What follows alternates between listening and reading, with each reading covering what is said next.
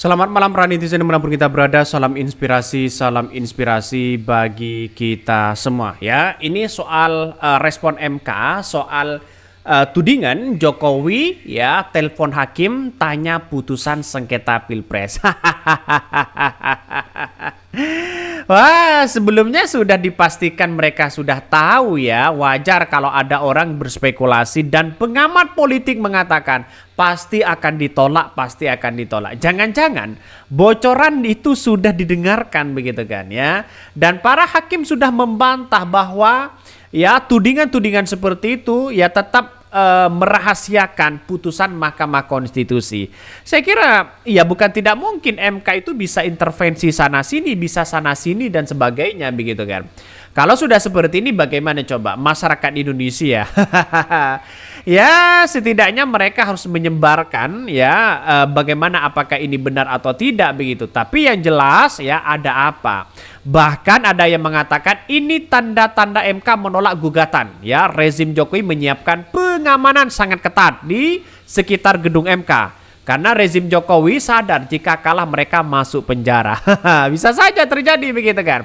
Maka apapun caranya direncanakan dan dilakukan pokoknya harus menang. Harus pihak 01 dan 03 terdiam.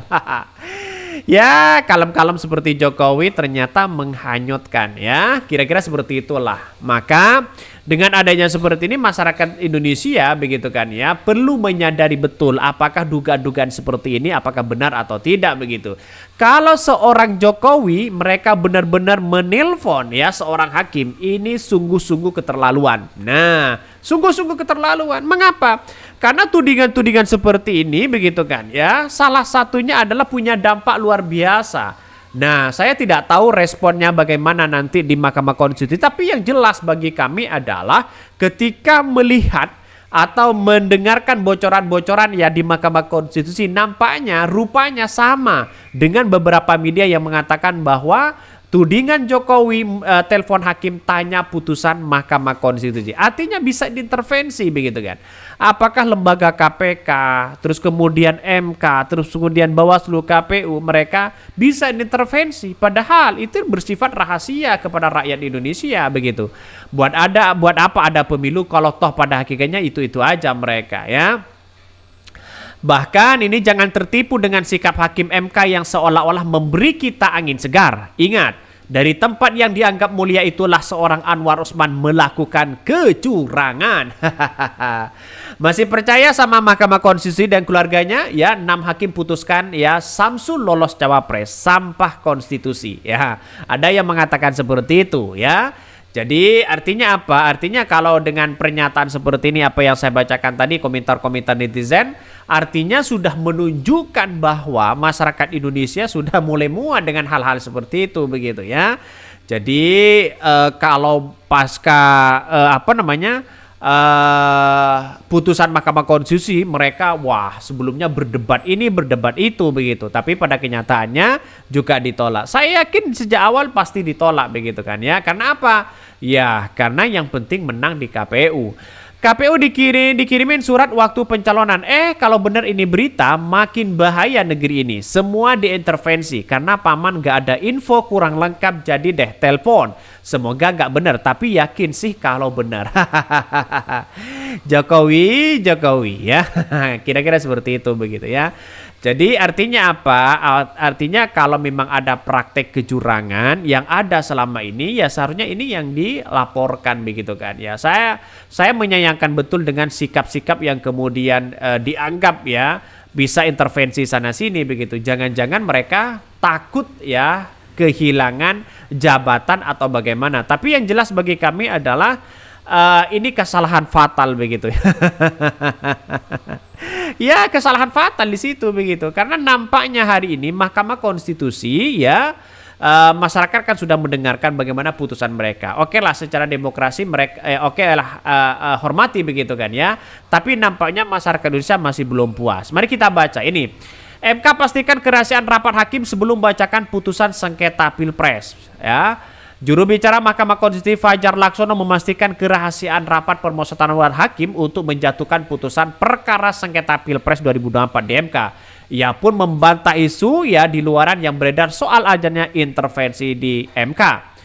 Bahkan meski demikian, dia mengklaim MK sudah melakukan mekanisme dan memastikan jalannya rapat permusyawaratan hakim atau RPH tidak bocor sebelum dibacakan. Tetapi kenapa dengan adanya seperti ini banyak yang kemudian ya bocor di media sosial bahwa Jokowi menelpon seorang hakim? Benarkah dengan tudingan seperti itu begitu ya?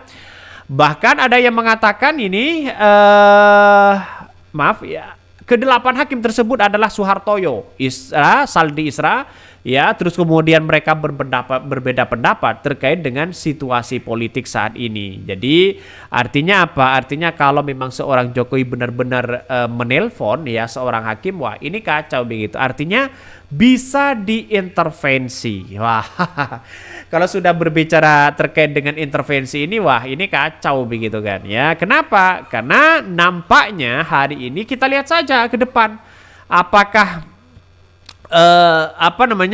soal temuan nepotisme, soal masalah kebijakan-kebijakan yang tidak sesuai, apakah berlandasan hukum atau tidak. Mahkamah Konstitusi mengatakan ini tidak ada bukti sama sekali ya terkait dengan adanya cawe-cawe dari seorang Jokowi, bansos dan sebagainya. Katanya begitu. Kenapa 3 hakim kok berbeda? Seharusnya 3 hakim itu kan berdasarkan berdasarkan undang-undang juga begitu. Kenapa mereka berbeda pendapat? Nah, ini tuh yang mesti kita amati betul di situ.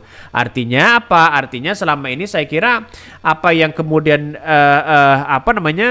disampaikan begitu kan. Saya tidak tahu masalah soal apakah ini benar seorang Jokowi menelpon dari seorang hakim, tapi yang jelas dari ini beredar di situ begitu kan ya.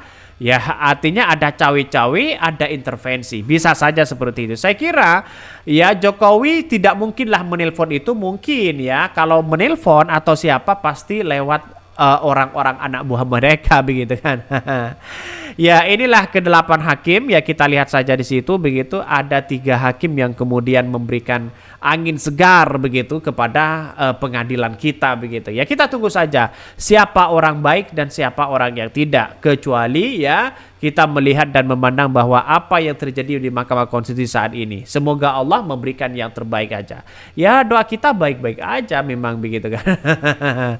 Karena segala perbuatan, segala apa yang dilakukan untuk mereka ya punya konsekuensi masing-masing. Semoga ya Allah yang bisa memberikan keadilan ya kepada siapapun nanti di akhirat. Ya kira-kira seperti itulah. Oke, ya mungkin itu yang kami sampaikan ya. Tonton terus channel Hot dari Podcast Rakyat ini karena ada berita-berita menarik dan viral setiap harinya. Salam para netizen, salam inspirasi bagi kita semua. Jangan lupa di subscribe channel YouTube Hot dari Podcast Rakyat ini.